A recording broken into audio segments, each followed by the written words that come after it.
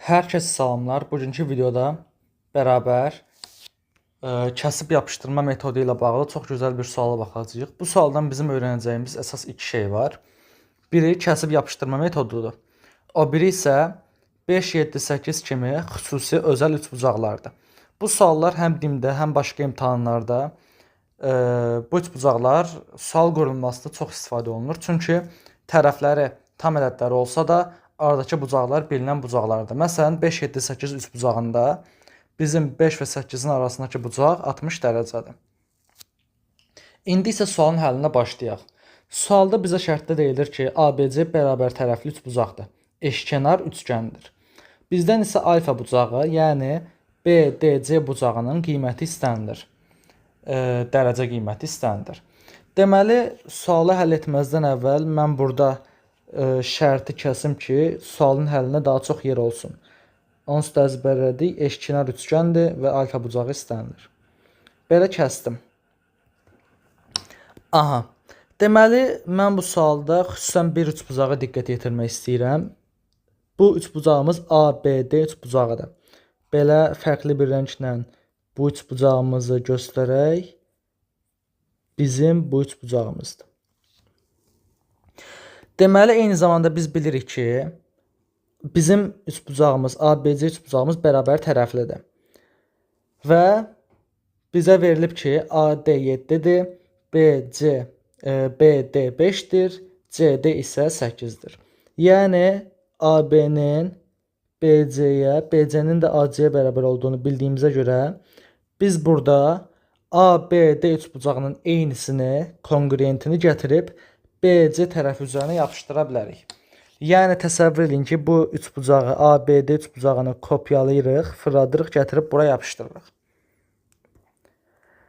Aha, gətirib yapışdırsaq, məsələn, belə yapışdıraq. Bu bizim BD tərəfimizdir, yapışdırdıq bura. Bu da bizim AD tərəfimizdir, yapışdırdıq bura. Bu nöqtəyə E nöqtəsi deyək. Yəni, biz burada nə görürük? BD bir xətlə göstərək, bərabərdir BE-yə. Bu da buraya bərabərdir. Səhv göstərdim, belə. AD də bərabərdir nəyə? EC-yə bərabərdir. Deməli, BD BE-yə bərabərdir. Bura 5 olacaq, buraya isə 7 olacaq. Bundan sonra biz bu üçbucağın kongruentini köçürtmüşük bura. Gətirib onu da göstərək belə mavi xəttlərlə. Bu iki üçbucaq bir-birinə kongruentdir. Bunu gətirib yapışdırdıq bura. Birinci dərsimiz budur, kəsib yapışdırma. Kəsdik, gətirdik, BC tərəf üstünə yapışdırdıq. Çünki iki tərəf də bir-birinə bərabərdir. AB-də bərabərdir BC-yə, ona görə yapışdırmaq olur. Yapışdırandan sonra, deməli, burada qeyd eləyək. Üçbucaq A, B, D kongruentdir, üçbucaq BCE. Bu iki üçbucaq bir-birinə kongruentdir. Eyni zamanda kongruentliyə əsasən biz nə deyə bilərik? Məsələn, ABD bucağına alfa verək.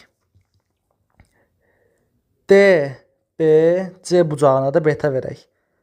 Bərabər tərəfli üçbucağa əsasən alfa üstəgəl betanın bərabər tərəfli üçbucağın bir bucağına, yəni 60 dərəcəyə bərabər olduğunu bilirik. Eyni zamanda kongruentliyə əsasən bizim ABD üçbucağı ilə CBE üçbucağının bucaqları da bir-birinə kongruentdir, bərabərdir. Yəni, iki xətt ilə bir xətt arasında olan bucaq alfadırsa ABD üçbucağında, CBE üçbucağında da alfa olmalıdır. Deməli, bizim bu bucağımızda B bucağımızda olur alfa. Yəni, bucaq A, B, D bərabər olur bucaq C, B, E-yə. Deməli, eyni zamanda biz bucaq D, B, E-nin də alfa üstəgəl beta olduğunu gördük. Bu da nəyə bərabərdir eyni zamanda? Deməli, bucaq D, B, E-də 60-a bərabərdir. Deməli, bir dənə də 60 dərəcəmiz var burada. Onu da göstərək belə. Və bu 60 dərəcəni yaradan iki tərəf BD və BE tərəfi bir-birinə bərabərdir. İkisi də 5-dir. Deməli biz buradan nə görürük? Biz burada görürük ki, DE tərəfini birləşdirsək, biz bərabər tərəfli BDE üçbucağı əldə edərik. Çünki aradakı bucaq 60 dərəcədir və tərəflər bərabərdir. Deməli bizim BDE bucağımız da olur 60 dərəcə, burada olur 60 dərəcə. Alfanın bir hissəsini tapmış oluruq. Burada olur 60 dərəcə.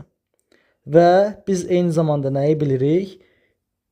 DE tərəfimizin də bərabər tərəfli üçbucağa əsasən 5 olduğunu bilirik. Buraya yazdıq 5. Bərabər tərəfliyi də birdən qeyd eləyək. Necə qeyd eləyək?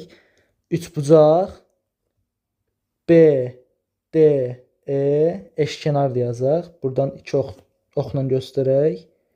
Eşkenar. Deməli bərabər tərəfli üçbucaqdır. Bunu da göstərdik. Birinci dərsimiz bitdi. Birinci dərsimizdə biz nə etdik? ABD üçbucağını gətirdik, yapışdırdıq BC tərəfi üzərinə və BCE kongruent üçbucağını çəkdik. Belə fikirləşə bilərsiniz ki, biz bu üçbucağı B nöqtəsi üzərində belə fırlatdıq. Saat əqrəbi və ya saat əqrəbinin əks istiqamətində yapışdırdıq BC tərəfi üzərinə. 60 dərəcə fırlatdıq demək olar da. 60 dərəcə fırlatmışıq. Deməli, daha sonra nə edirik? Daha sonra bizim gəlirik ikinci dərsimizə. Bu dərsimizdə özəl üçbucaqlardır. Bu üçbucaqlardan biri də dərslərimdə şagirdlərimə, tələbələrimə həmişə izah etdiyim, ümumiyyətlə kitablarda sual qurulmasında çox istifadə olunan 5, 7, 8 üçbucağıdır. Bu üçbucaqda biz bilirik ki, 5 ilə 8-in arası 60 dərəcədir. Buna əsasən biz onsuz da alfanın 120 dərəcə olduğunu bilirik. Amma bunu tutaq ki, bilmiriksə də, CDE üçbucağında kosinus teoremi tətbiq etsək, yazaq məsələn, üçbucaq CDE için eni daha yaxşı yazaq. üçün kos teoremi.